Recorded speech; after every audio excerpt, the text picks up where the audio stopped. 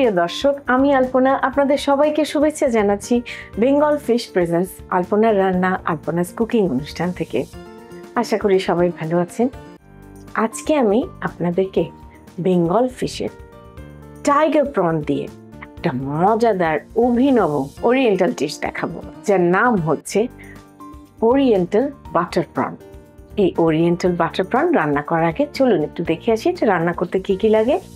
Bengal ফিশের tiger prawn আধা KG, এভাপোরেটেড milk 1.5 cup, চিনি 1 চা চামচ, লবণ আধা চা চামচ, থাই আদা কুচি 2 চা চামচ, পাকা মরিচ কুচি 2 চা চামচ, লেমন গ্রাসের ডাটা কুচি 2 চা চামচ, কারি পাতা 2 চা চামচ, কাফি লাইম লিফ 4টা, পাকা মরিচ স্লাইস করে রাখা সাজানোর জন্য, স্লাইস চিজ 2টা, সিদ্ধ করা noodles 2 packet, sesame oil 1 table চামচ, ডিমের সাদা 1টি, গোলমরিচের ফাঁকি আধা চা চামচ, সয়াবিন তেল পরিমাণ মতো, মাখন 50 গ্রাম, কর্নফ্লাওয়ার পানিতে গোলানো 1 চা চামচ, রসুন বাটা 1 চা চামচ, ভাজে খোলা পেঁয়াজ আধা কাপ, নারকেলের দুধ আধা কাপ, বেসেল কুচি আধা কাপ, চিকেন পাউডার 1 চা চামচ। দেখলেন তো কি কি লাগে। চলুন তাহলে রান্নায় চলে যাই। রান্নায় যাওয়ার আগে আমি আপনাদেরকে দেখিয়ে নেব এই যে কি সুন্দর ঝাড়া বাছা পরিষ্কার চকচকে কাচের টুকরার মতো বেঙ্গল ফিশের টাইগার প্রন। এই টাইগার প্রন আমি কিভাবে নিয়েছি, এরকম থাকে, এটাকে আমি কেটে নিয়েছি বাটারফ্লাই করে, এইভাবে ছুরি দিয়ে যথাসম্ভব যেন এটা বিচ্ছিন্ন হয়ে না যায় এরকম যথাসম্ভব ওয়াইড ওপেন করে আপনাকে এটা কেটে নিতে হবে। তাহলে যখন আমরা এটাকে ব্লাঞ্চ করব তখন এটা একেবারে কার্ল হয়ে রসগোল্লার মতন হয়ে যাবে। আমি ইউজুয়ালি এটা একেবারেই পরিষ্কার, কিন্তু আমি এটাকে একটু লবণ দিয়ে ফুলিয়ে নিই। চিংড়ি মাছগুলোকে জুসি সফট করার জন্য একটা বিশেষ রীতিতে ম্যারিনেট করতে হবে। তার জন্য আমি নিয়েছি হাফ কেজি চিংড়ি মাছে 2 টেবিল স্পুন কর্ন স্টার্চ, ডিমের সাদা 1 টেবিল স্পুন, সেসেমি অয়েল 1 চিমটি, লবণ হাফ টিস্পুন, চিনি 1 চিমটি, সাদা গোলমরিচের গুঁড়া হাফ টিস্পুন, চিকেন পাউডার। এই কয়টা উপকরণ দিয়ে চিংড়ি মাছটাকে এইভাবে মাখিয়ে আমরা একটা কোটিং ফেলবো।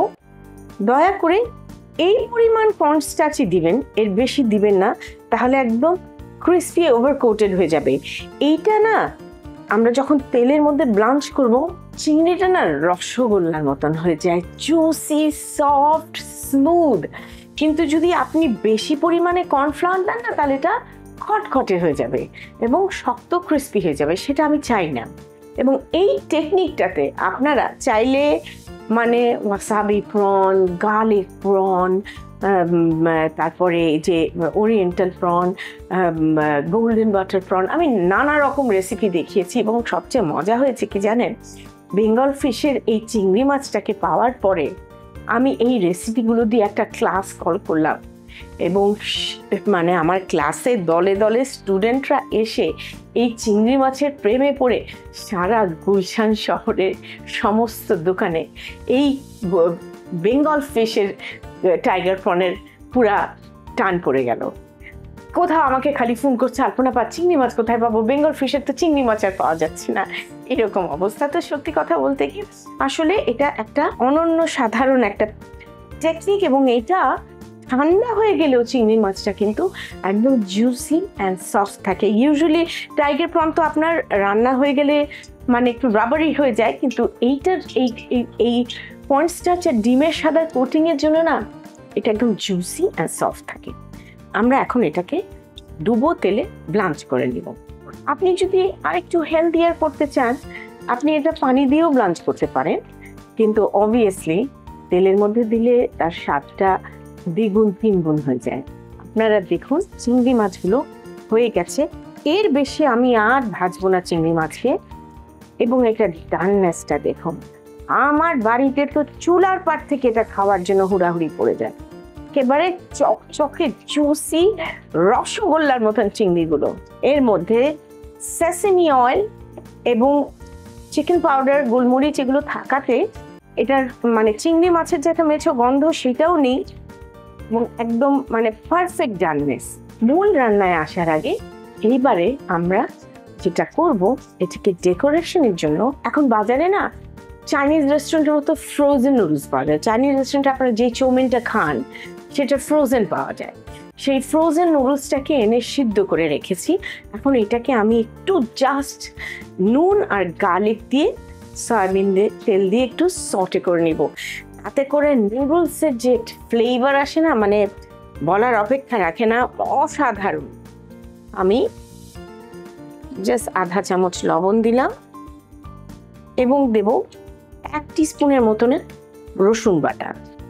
এই রসুন বাটাটাকে সয়াবিন তেলে একদম ভাজা ভাজা করতে হবে, মানে অলমোস্ট একদম পোড়া পোড়া, সো দ্যাট একটা সিজলিং এফেক্ট থাকে। এখন একদম সুন্দর একটা ভাজা ভাজা গন্ধ বেরিয়ে গেছে। এর মধ্যে আমি এই সিদ্ধ নুডলস ছেড়ে দিব।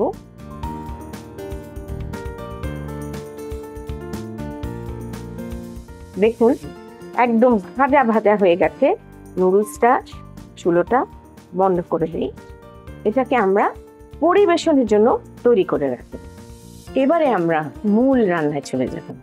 আমরা এটা বাটারটাকে 2 ভাগে দিব। প্রথমে আমরা 25 গ্রামের বাটার দিয়ে নিলাম। এই অসাধারণ ডিশটি না প্রচন্ড অ্যারোমায় ভর্তি, রকমের অ্যারোমেটিক ফ্লেভারের মধ্যে। দেখুন আমি এখানে কি কি দিচ্ছি। থাই জিঞ্জার কুচি, লেমন গ্রাস কুচি, পাকা মরিচ কুচি আর কারি পাতা। হ্যাঁ, ভাবছেন ওরিয়েন্টাল আবার কারি পাতা খাওয়া শিখলো কবে থেকে? আরে প্রচুর তামিলরা থাকে ওই দেশে বেশ কিছু রান্নার মধ্যে ওরা ফিউশন করে কারি পাতাও ঢুকিয়েছে, সবার উপযোগী করে।